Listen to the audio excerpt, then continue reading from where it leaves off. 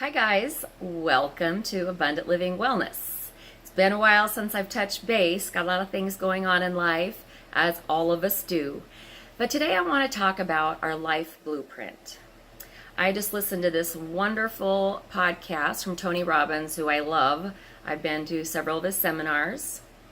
And I want to take also from my own life experience and share with you the things that challenge me sometimes and all of us, because creating balance is a constant, and change actually is the only constant. So first, as far as a blueprint goes, when you think of a blueprint, the first thing I think of, and maybe most of you do, is like a house blueprint. And so it shows where the supporting walls are, where the bathroom, the bedrooms, etc., that are in your house, that make up all of what you want. Same thing as in our life. And when we build a foundation of our life, we decide what the most important rooms or places are in our life. So I want you to think about that, write that down. What are the most important things? Family, your spirituality. Let's see, we can go a romantic relationship or relationship with your friends. Financial, career. I want you to think about those areas in your life and jot those all down.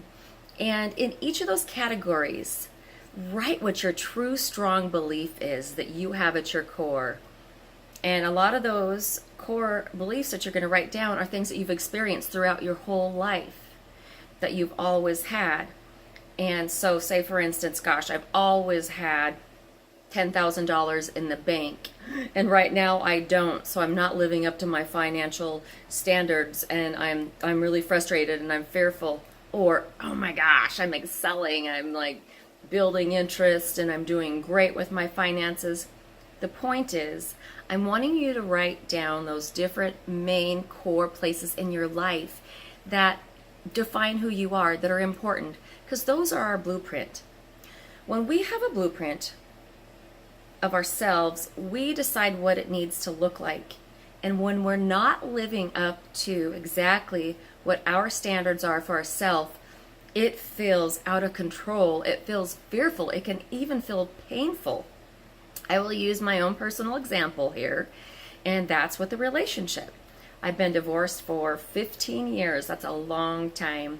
I was engaged for a while, and I've had a few key relationships in my life. I grew up in a home with a mom and a dad, and we were strong, community-driven. Love was the focus, and giving back to others. Giving is growing, and it's amazing.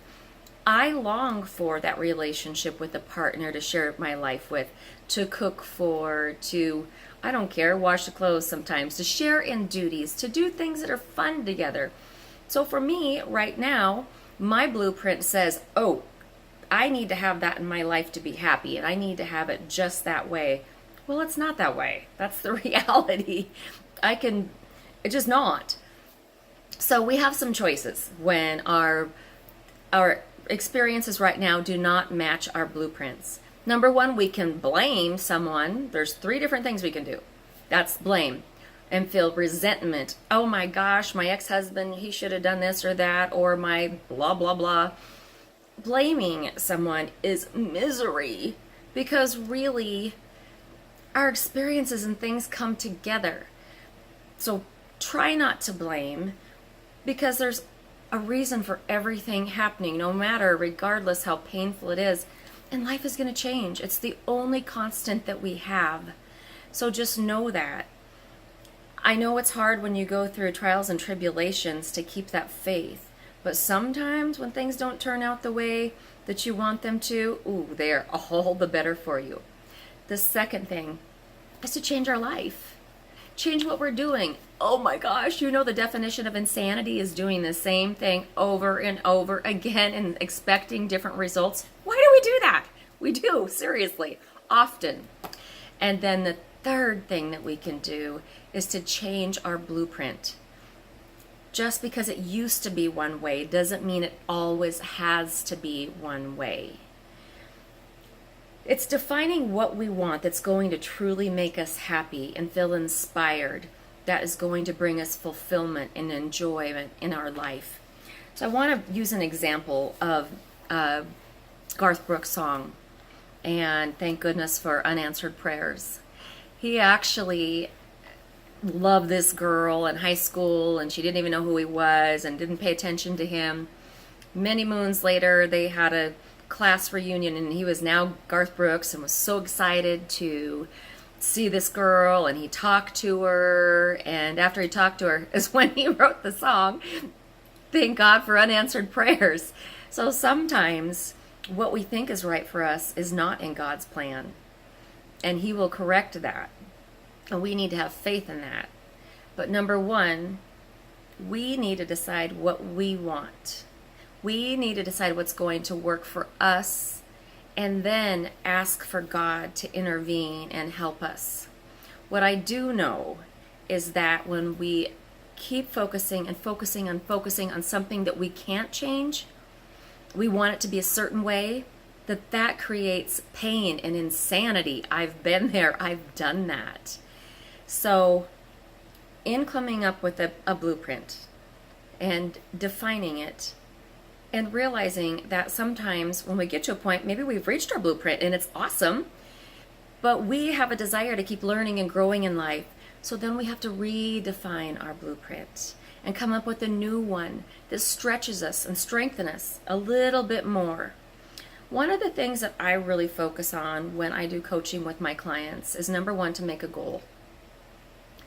Number two is to make action plans to make that goal come to fruition.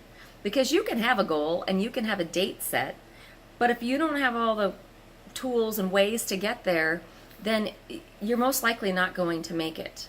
So coming up with a goal, the action plans of, okay, this step I need to do, and then that step I need to do. And the other thing is having a support partner, someone that is your motivator. As a personal trainer and a coach, that's why people pay me money. And they believe in me and they support me because I love them and I'm invested in them. I am the one that has the authority that they have given me to say, hey, I am your accountability partner, and this is what we're going to do together because we partnered in this.